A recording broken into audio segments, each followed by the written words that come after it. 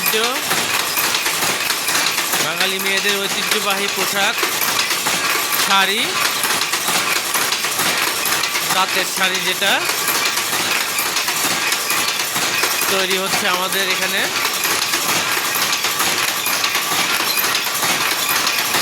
চমৎকার সুনিপুণ কারুকাজ।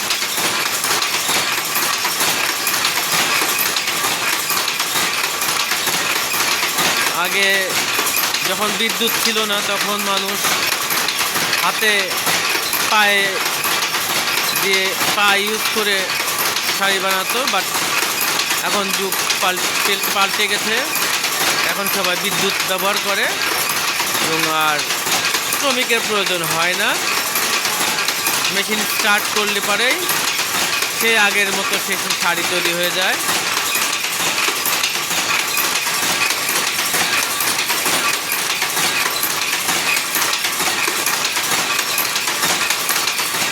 দিনে 4টা শাড়ি তৈরি করা যায়।